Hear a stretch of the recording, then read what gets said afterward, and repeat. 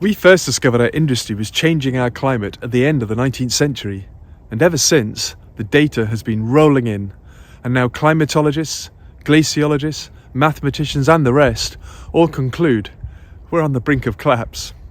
This is thanks to our governments, of course, dithering and delaying, ordering reports and public hearings, resulting in little more than a scattering of subsidies here, or the odd tax break there, which are all extracted from the public purse, naturally.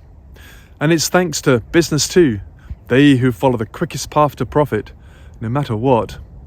Adam Smith warned of this centuries ago. Profit, he said, is always highest in those countries which are going fastest to ruin. Only now, it's the entire planet. And we, the public, aren't exactly free from blame. We may be led by leaders, but we're not fools.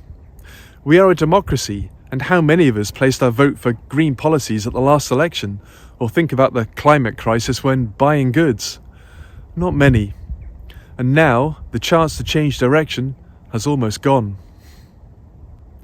Should we accept this, that Earth, our home, will soon resemble that of Mars? Or fight back? Since you're tuning in, I suspect you and I are on the same side, but we are the few, and to change mankind's fate, we have to become the many. So how do we enlist the hearts and minds of the masses when they're fixed on their next meal, their pay packet, a holiday or car, never our future? Show them the science, tell them of the world their children are about to inherit. Tried and tested, not interested. This is not an age of reason, it seems, but money. Only it has the power to draw people and businesses in, and that is what needs to change. And here's some good news. It's already happening, out there, on the street. Just wander into any McDonald's and no longer do you see that line of smiley faces perched behind a row of tills on a sparkling white counter. Instead, you'll get one lone solitary figure behind the till, if you're lucky. Because the staff aren't needed anymore to smile or press the buttons or count the cash, as Ronald McDonald is on the fast track to going cashless. And neither is he alone. Want a coffee or to skip the queue? Then order it over the phone through an app. In fact, several of the cafes and bakers I frequent turn down my business if I hand them cash. They only take this. And yet go to the grocer next door and she refuses digital payments. She wants cash. Or hop onto a bus and they don't take cash at all, full stop. But go for a drink in a bar and you'll get charged extra for using your card if the bill's under a tenner. The UK is as divided on how to pay as it was on Brexit. And still is. In the last 10 years, the use of cash has halved, just as it did the decade prior to that. Australia, China, Holland, all have seen a similar trend.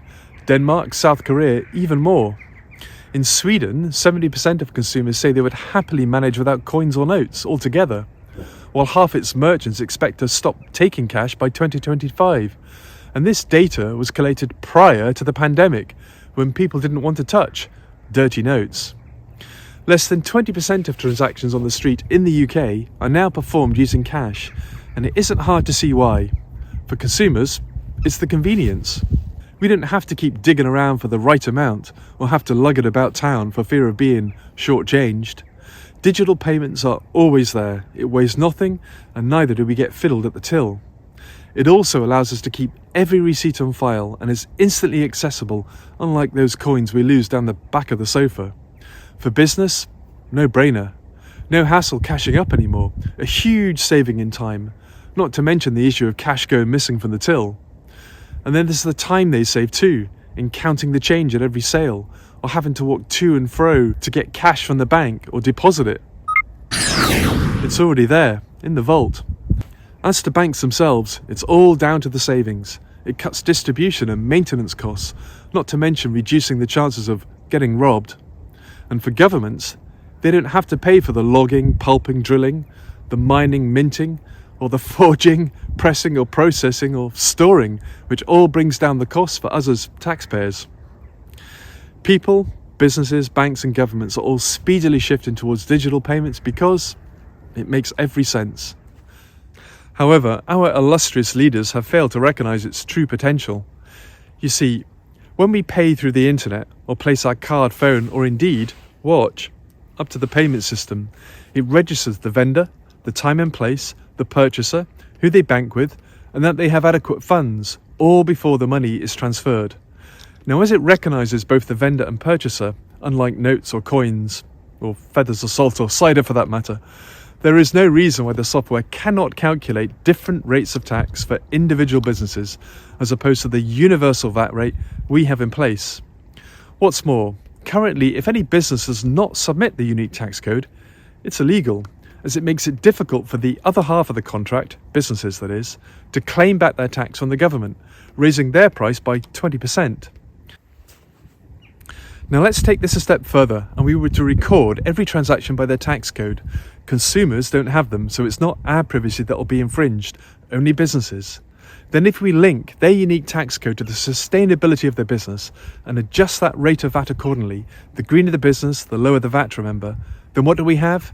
But exactly what Hayek talked about, an intelligently designed, competitive framework that can better guide individual efforts than any other.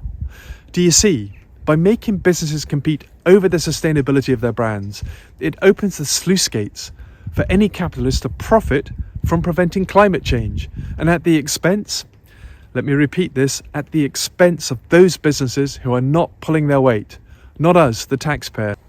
And we, as consumers, not only get to point the gun at the bad boys, but come to the aid of those that are doing their bit and pulling their weight to bring down the cost for taxpayers, while being rewarded ourselves with cheaper prices. It's a win-win. Win. Because in essence, it creates morality and reason in the marketplace, and thus promotes a more just society, while effectively turning every boardroom into a war room against climate change. So are you brimming with questions? Then let me answer some of those in the next video. Please like, subscribe and share. What have you got to lose?